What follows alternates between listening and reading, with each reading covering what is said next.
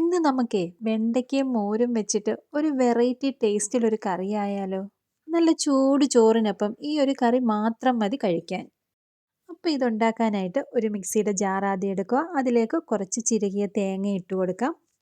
ഇനി ഇതിലേക്ക് ചേർക്കുന്നത് ജീരകമാണ്. പിന്നെ നമ്മൾ ചേർക്കുന്നത് ഇഞ്ചിയാണ്. ഇഞ്ചി ചെറുതായിട്ട് അരിഞ്ഞു വേണം ചേർക്കാനായിട്ട്. പിന്നെ പച്ചമുളക്. പച്ചമുളക് രണ്ടായിട്ട് കണ്ടിച്ചിട്ടാലും മതി.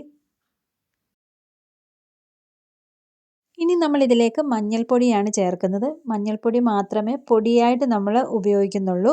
ഇനി നമ്മൾ തൈരാണ് എടുത്തിട്ടുള്ളത്. തൈര് നമുക്ക് കറിക്ക് എത്രയാണോ ആവശ്യം അത്രയും നമുക്ക് ചേർത്ത് കൊടുക്കാം.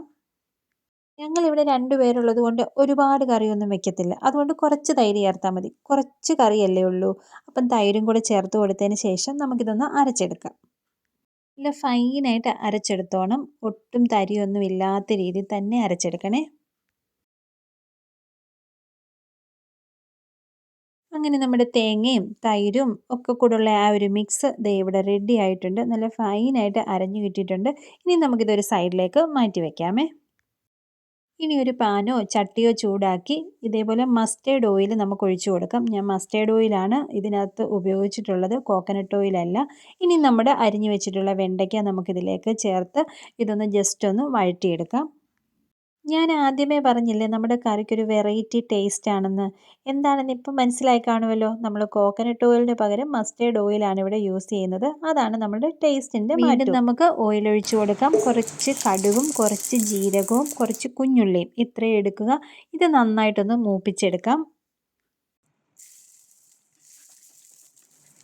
ഇനി മാറ്റി വെച്ചിട്ടുള്ള അരപ്പില്ലേ അത് നമുക്കിതിലേക്ക് ചേർത്ത് കൊടുക്കാം. എന്നിട്ട് ഇതെല്ലാം കൂടെ നന്നായിട്ട് നമുക്കൊന്ന് യോജിപ്പിച്ചെടുക്കാം.